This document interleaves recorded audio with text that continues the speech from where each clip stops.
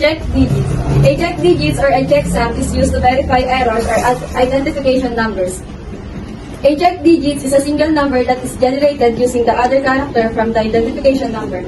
Different identification number use different check digits is seen. UPC, Universal Product Code. The check digit is usually indicated on the far right of the UPC. UPC is the barcode, which is the identification number of a retail item, such as a grocery product, considered a 12-digit UPC. The following computation is carried out in which each digit in a number's position is multiplied by 3, then all the number are added. Ito. Kapag add number siya, i-multiply mo siya sa 3. Ang palatandaan naman din ay alternate. So, times sa 3, tapos yung isa, divisible by 1, then magiging pattern yan. For example, number code, tapos kukunin natin yung last digit. UPC. UPC.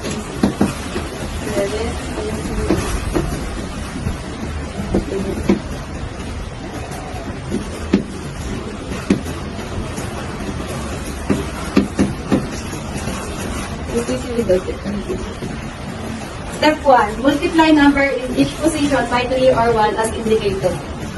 Ito. Kapag yung sa una, add number siya. Yung 1, 3, 5, position ng number. Ito, itatawin sa 3, divisible by 1. Ibig sabihin, parang ito, ikakapin mo lang. Ito, times 3. 0. 1, 2, 3,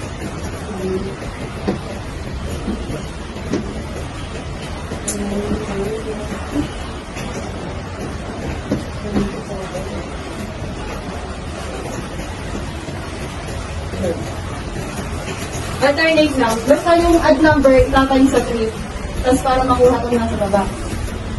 I-pagba plus. Yan yung step 2. Add result to create the sum. Step 1.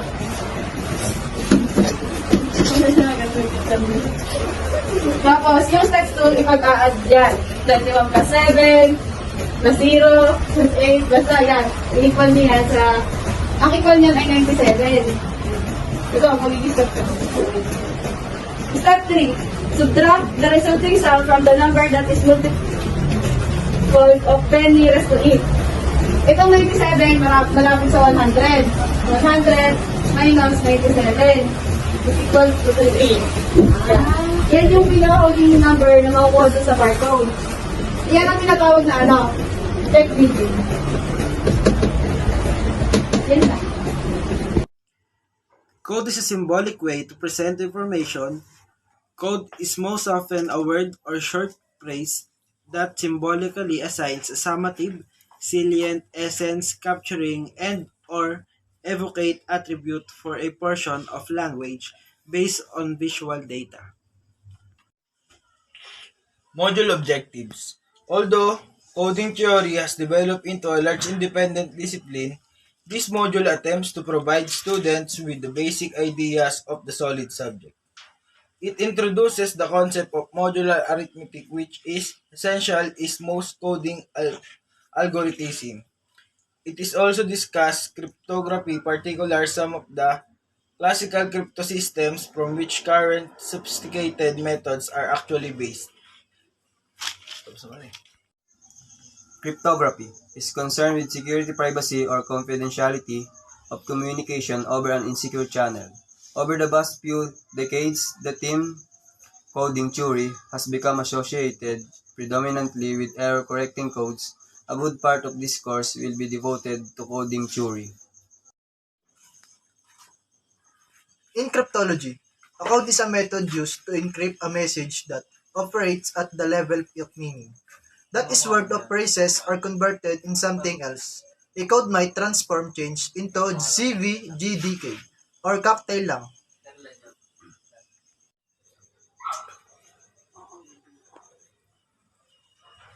There are 4 types of coding. The first one is data compression or source coding. The second one is error control or channel coding. The third one is cryptographic coding. The fourth one is line coding.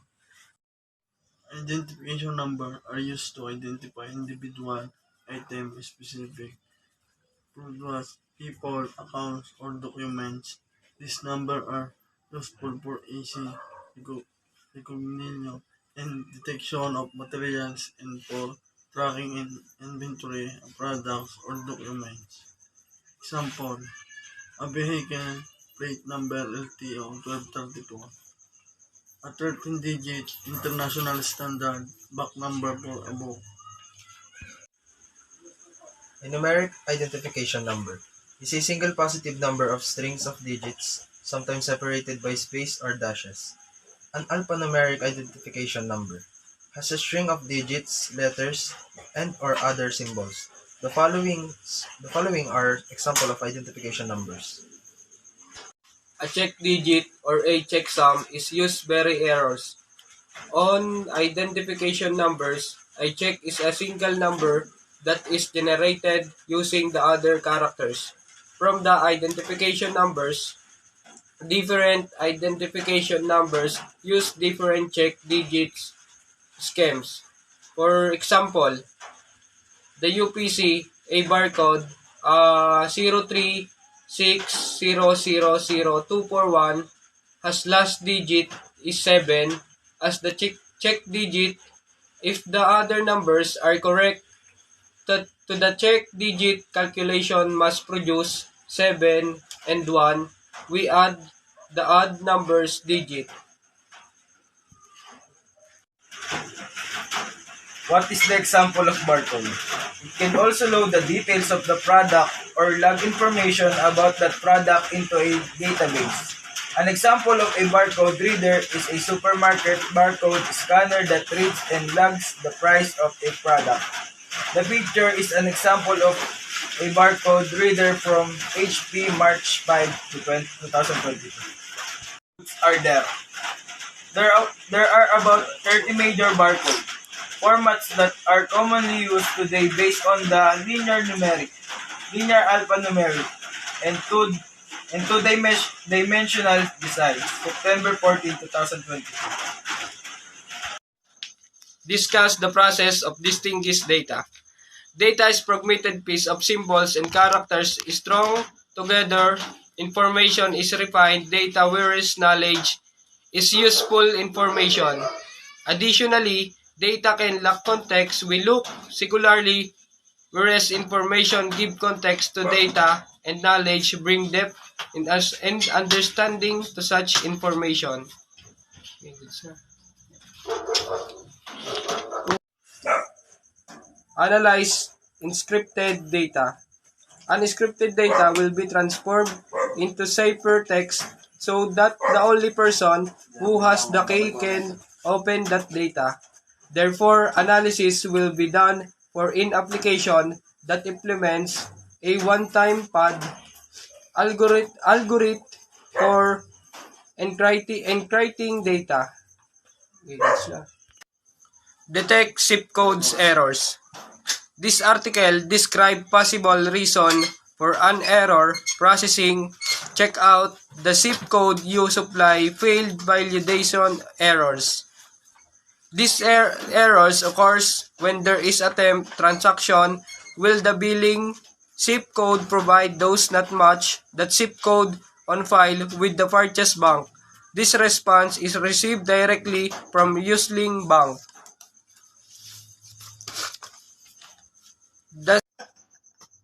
The 7 most common types of error in programming. Number 1 is syntax errors. Number 2, logic errors. Number 3, completion errors. Number 4, runtime errors. Number 5, arithmetic errors. Number 6, resource errors. And the last 7 is interface errors. That's na. The key Caesar ciphers is a variant of the Caesar ciphers that provide increased protection. Instead of having all letters in alphabetical order, it starts with a code word, the encryption key. Unused letters are added after the code word. If the code word is blank, it behaves exactly like an ordinary Caesar cipher. Dissemination ciphers. For the shift ciphers, we constructed the cipher's alphabet by shifting each plaintext letters by a fixed amount. For a dissemination ciphers, we think of shifting cipher's alphabet. For example, for a dissemination by tree, we set up the following correspondence between plaintext and ciphertext. We start by placing ciphertext A under plaintext A. Next, we locate ciphertext B by moving 3 places in the ciphertext to place B under plaintext D. Then we move 3 places in the ciphertext to place C under G. Okay. Cryptography description is a process that transforms encrypted information into its original format. The process of encryption transforms information from its original format called plaintext into an unreadable format called ciphertext while it's being shared or transmitted. Hieroglyphic numeral system. During the ancient times, hieroglyphics or sacred writings were used by the Egyptians in their writing system. The Egyptian counting system was comprehensive compared to their contemporaries. They even had a symbol to represent infinity. Decimation cipher. Each letter in the message is replaced by its position in alphabet. The decimation cipher is a simple substitution cipher. After assigning the number of 0 to 25 to the letters in the English alphabet in order, select an odd integer p between 3 and 25 except 13, a factor of 26. Yung p is kung ilang beses i-move. For example, let's see.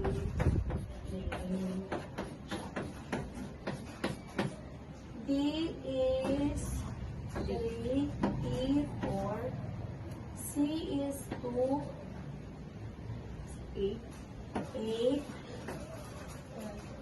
12, 0, 19, 8, 0, 20, 8, 13, 1, 2, 3, 4, 5, 6, 7, is equal to 3.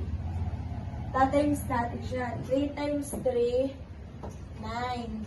3 times 4, 12. 3 times 2, 6. 3 times 8, 27.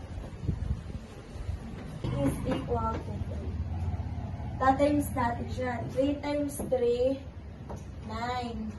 3 times 4, 12. 3 times 2, 6. 3 times 8, 27. Times 8, 24. 3 times 12, 26. 26. 3 times 0, 0. 3 times 19, 57. 3 times 8, 24. 3 times 14, 42. And 3 times 13, 39. Tapos, yung ang modulo natin, i-divide natin siya sa 26. 26 divided 9 cannot be, kaya copy 9. 26 divided by 12 cannot be, kaya copy 12. Ganun din sa 6. Tapos 24. Yan. So 36. 36 divided by 26 is 36 divided by 26 with the 1. 26. 10. 10.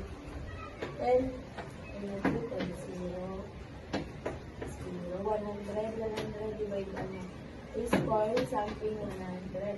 So, hindi na pointed. Tapos, makabilang natin yung decimal. Edi 10. Tapos, 0 divided 26 is 0. 57 divided 26. Uy, stop mo. 57 divided 26 is 2.19. Edi yung decimal ako kunin natin, 19. 24 divided 26 cannot be, kaya copy natin. Tapos 42 divided 26 is 1.61. So, yung decimal copy natin 61. Tapos 39 divided 26 is 1.5. Copy lang yung decimal. Tapos, ito na yung sagot. This is the simulation secret. Morning class. Good morning, ma'am. Today we will having a discussion about the beauty of codes. And we're gonna ask each of you the questions here about related to this topic. First, what is the uses of an identification number? Who wants that? Ma'am, Okay, Rainier. to identify the person who uses it, they typically use an identifying number. They can be identified by identification number, for example, as a particular product, person, account, document. These numbers are helpful for tracking the inventorying good as well or as quickly, identifying and detecting items. Because this help to track or identify us, identification number is therefore very significant to us. Okay. What is numeric identification number? What is it? Class? Anyone? Ma'am, You again, Rainier? always. There's no other students here? Who wants to read? Ma'am, Okay. a positive number or a series of digits. Occasional, separate by space or dashes. Make up a numeric identificational number. Okay. An alphanumeric identification number is made up of a string of digits, characters, and or other symbols. Biology is a natural science. Bago po makuha ang B, ang A ay mag-start muna sa 0 ang A. Ang B, start sa 1. 2 ay C, 3 D, 4 E, 5 F. B is equal to 1, I equal to 8, O equal to 14. And the rest, ganun din po. Example, bago mo makuha ang position times 5. Ito yung example. 1 times 5 equals 5. 8 times 5 equal 40. 14 times 5 equals 70. Bago makuha ang new position, ito yung example. 40 minus 26 equals 14. Ito po. 70 equals 26 equals 44. Minus 26 equal 18. 55 minus 26 equals 29. 29 minus 26 equal 3. Replace natin with the corresponding letters. 5 is equals to F. 14 equals to O. 18 equal to S. Dito naman tayo sa kabila. Kumbaga same process lang pero may pinagkaiba. Pabaliktad naman siya. F equals to F to 5. O equals to 14. S equals to 18. Bago makuha ang new position times 21, ito example. 5 times 21 equals 105. 14 times 21 equal 240. 294. 18 times 21 equal 378. Bago makuha natin ang position mode, use mode 26. Ito yung example. 105 minus 26 equals 79. 79 minus 26 equals 53. 53 minus 26 equals 27. 27 minus 26 equals 1. 249 equals 26 equals 268. 268 minus 26 equal 242. 242 minus 26 equal 216. 216 minus 26 equal 190. 190 minus 26 equal 164. 164 minus 26 equal 138. 138 equals 26 equals 112. 112 minus 26 equal 86. 86 equal 26 is equal 60. 60 minus 26 equal 34.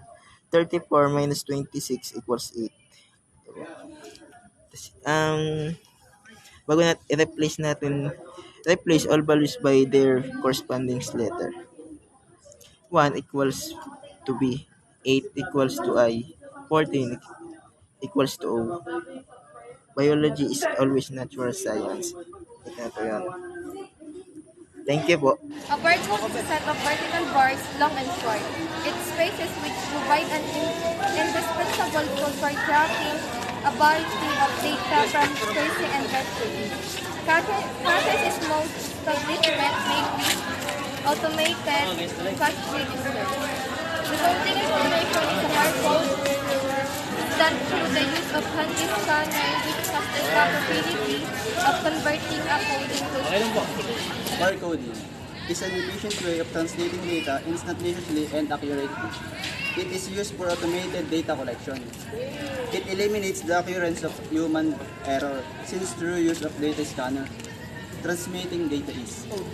Were first used on June 26, 1974 with the 10-pack Wrigley Juicy Fruit Gum.